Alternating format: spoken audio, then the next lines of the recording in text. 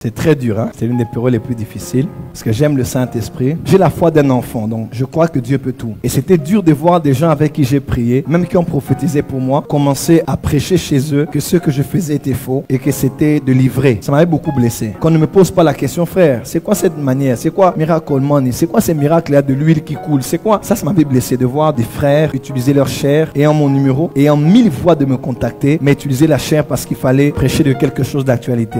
Ça m'avait beaucoup blessé. Deuxièmement, ce qui m'avait blessé, c'est par exemple de voir, je parlerai de l'exemple de Jésus-Christ TV, de voir quelqu'un qu'on ne connaît pas dire des choses sur quelqu'un que vous connaissez et vous croyez. Mais vous vivez avec moi, vous m'avez vu comment j'ai commencé. Vous voyez ce que je prêche, même ce qu'on prophétise sur moi par des aînés qui viennent dans mes réunions. Vous avez même vu des miracles vous-même. Vous avez même été bénéficiaire de ces miracles. Vous m'avez suivi toutes ces années. Vous me connaissez.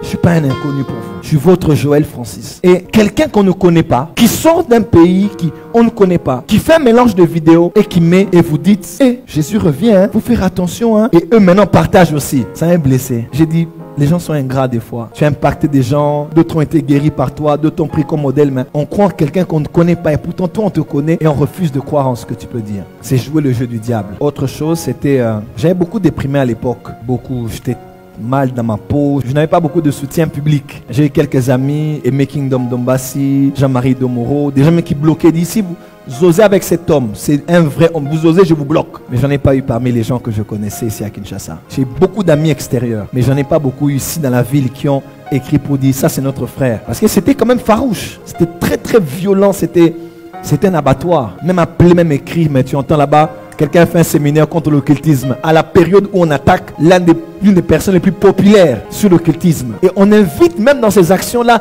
des pasteurs qui vous attaquent publiquement. Ah là, c'était blessant. Ça m'a fait très mal, mais je vous donne un témoignage de 2 minutes. À l'époque, une vidéo de Romeo Golf. Je prie, les gens tombent en désordre comme ça. I'm gonna be ready. Les gens tombent en désordre. Vous vous rappelez de la vidéo? J'ai vu ça sur toutes les pages des Congolais. Kissi, magicien, Edingwe. Je déprimais. Mon frère avait des problèmes à l'époque aussi. Avec mon ex-femme, on habitait à l'hôtel Lydia. On allait à Brazzaville. J'étais chez le pasteur Yves Castano. Tout le monde partageait la vidéo. J'étais fatigué, j'étais déprimé. J'ai même failli dire à Dieu, enlève l'onction.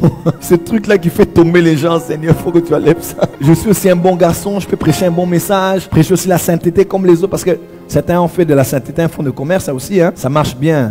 Il faut juste attaquer des gens et prêcher contre le péché pour que tu sois accepté. Et pasteur Daniel m'a appelé, il m'a partagé le témoignage de papa Mamadou Kambiri. Un soir même, j'étais au salon du pasteur Castanou, j'ai déprimé, j'ai mis Tibi Joshua. J'ai dit là, il faut régaler Tibi Joshua. Et puis je me suis endormi. Moi, j'ai vu le pasteur, je crois, Sanogo, qui est venu là. Il allait à Pointe-Noire, ils avaient une croisade. On s'est vu, on s'est salué. J'étais mal. Et on a quitté Brazzaville, on est rentré à Kinshasa. On était à l'hôtel Lydia, à ma campagne. Je me rappelle même bien de la chambre là. Je suis allé avec ma femme à l'époque, on dormait. Et à un moment, quelque chose est entré dans la chambre. J'étais moi et mon ex-femme. Quelque chose est entré dans la chambre. Et ouf, mon corps a été saisi.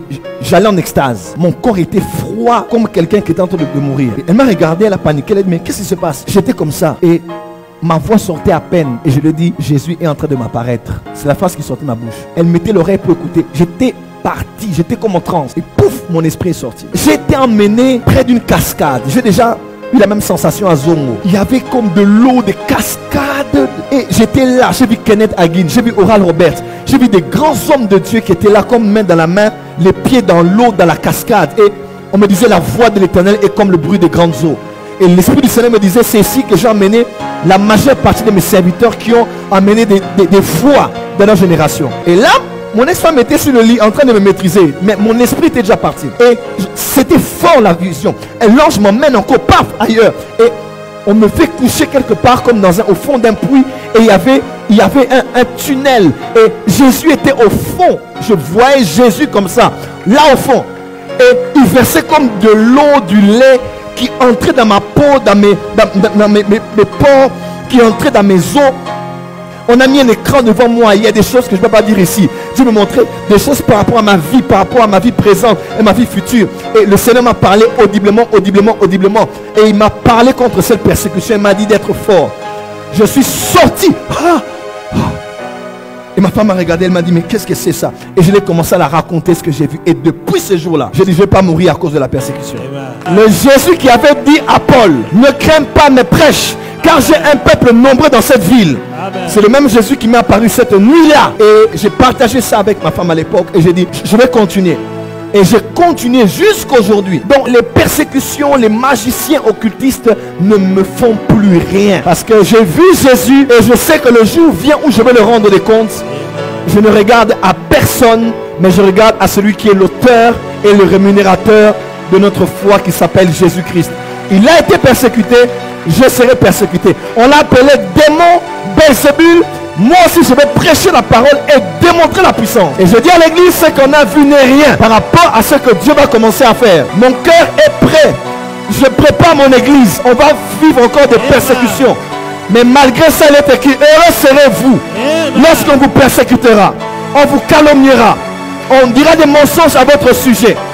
Car ils ont fait cela aussi aux saints prophètes d'autrefois. C'est le lot des prophètes, c'est le prix à payer des prophètes, c'est la croix des prophètes, c'est la croix des prophètes. Et je n'arrêterai pas à suivre mon Jésus et à montrer au monde les évidences qu'il est vivant. Il est le même hier, aujourd'hui et pour l'éternité. Nous ne faisons pas des spectacles, n'attirons pas une gloire vaine sur nous. Nous essayons de dire au monde qu'il est vivant. 2 Corinthiens 12 verset 12. Les preuves de mon apostolat ont éclaté parmi vous par une grande patience aux épreuves, mais aussi par des signes, des prodiges et des miracles. Romains 9 verset 17. Je t'ai suscité à dessein afin de montrer par toi ma puissance, afin que mon nom soit répandu sur toute la terre. Tel est mon appel et mon mandat.